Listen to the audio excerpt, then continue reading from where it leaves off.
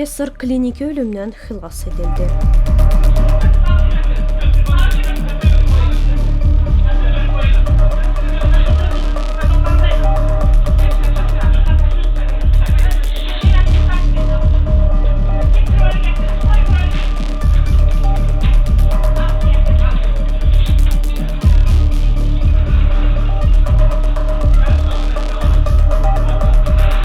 14 may 2026-cı il tarixində 70 yaşlı professor Hikmət Əlizadə iş yerində özünü narahat hiss etdikdən sonra Mərkəzi Gömrük Hospitalının təcili tibbi yardım xidmətinə müraciət edib.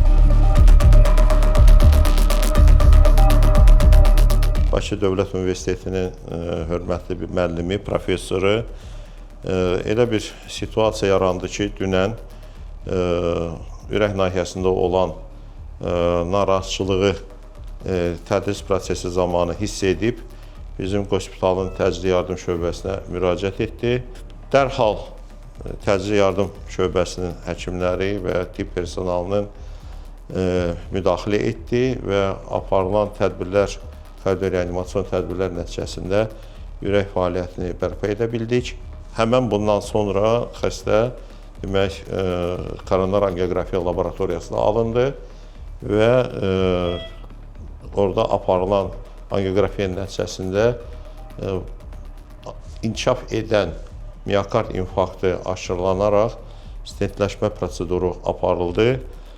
Xəstə ondan sonra demək bizim reanimasiya və intensiv terapiya şöbəsinə qaldırıldı və artıq bu gün xəstəmizi çox belə qənaətbəxş bir durumda görürük.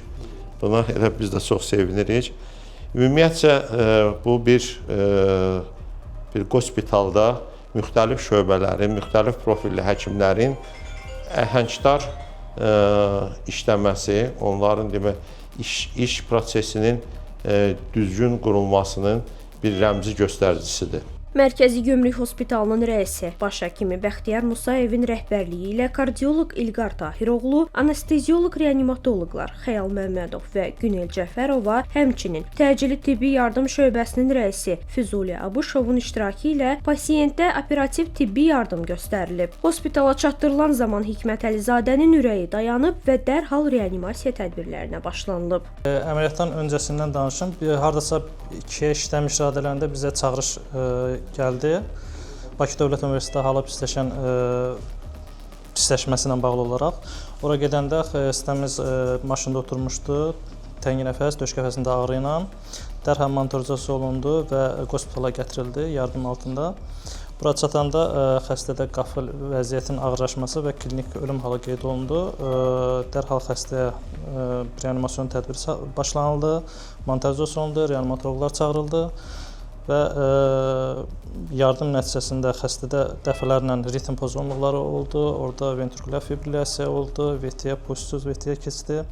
Şükür Allaha ki, xəstənin ritmi bərpa olundu, tənəffüsü bərpa olundu və buna görə də reanimatoloqlara, İlqar doktora, başdaya doktora hamına təşəkkür edirik. Daha sonra pasiyent təcili olaraq angioqrafiya otağına aparılıb. Müayinələr zamanı ürək damarlarında ciddi tıxanma aşkarlanıb. Biz angioqrafiya əməliyyatını icra etdik, damarı tamamən tıxalı damarı açdıq. Amma burada ən önəmli 2 nüans var. Bir, bizim təcili yardım şöbəsinin kollektivinə və reanimasiya kollektivinə mən təşəkkür etmək istəyirəm. Nəyə görə?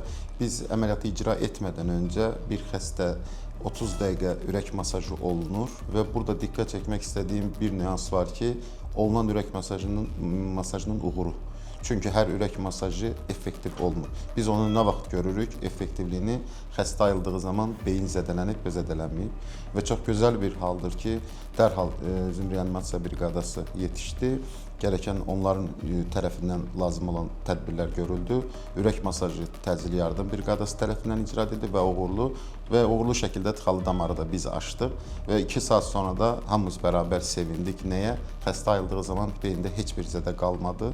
Və artıq bugün xəstəmiz normal stasionar şəraitdədir və sərsədə exo müayinəsini icra elədik. Tam hər şey yolundadır və nevrolojik olaraq da hər hansı bir defisitimiz yoxdur. Həkimlərin müdaxiləsi nəticəsində ürək damarlarının keçiriciliyi bərpa olunub. Təcili yardımdan bizə çağırış oldu. Dərhal olaraq reanimasyon briqadı ilkin olaraq bizim doktorumuz Günel Cəfərova təcili yardıma özünü çatdırdı və artıq orada başlanmış reanimasyon tədbirləri görərək həmin reanimasyon tədbirlərə qoşuldu. Xəstə süni ventilasiya qoşulmaq üçün acil intubasiya olundu və reanimasyon tədbirləri davam etmişdi. Bu müddətdə kardiologiya şöbəsinə məlumat verilmişdi. Kardioloqlar tərəfindən qərar verdi, İlqar doktor qərar verdi ki, artıq ritm bərpa olunandan sonra acil xəstə verildi invaziv kardiologiyanın laboratoriyasına. Orada anestezioloqların, reanimatoloqun müşahidəsi altında kardioloqlar tərəfindən əməliyyat uğurla icra olundu.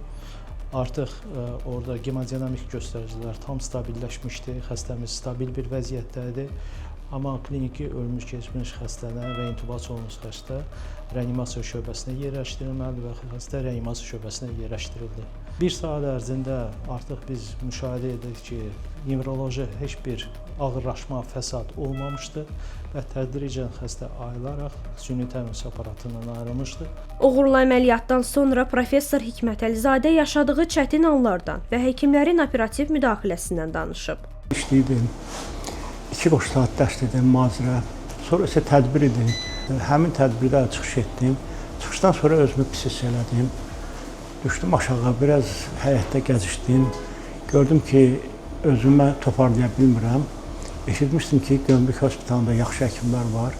Elə müraciət elədim. Bir də reanimasiyada ayıldım ki, hər şey qaydasındadır. Mən həkimlərə öz dərin minnətdarlığımı bildirirəm. Allah onlara şəfa versin, onlar ki, insanlara şəfa verir, Allah onların şəfasını əksik eləməsin.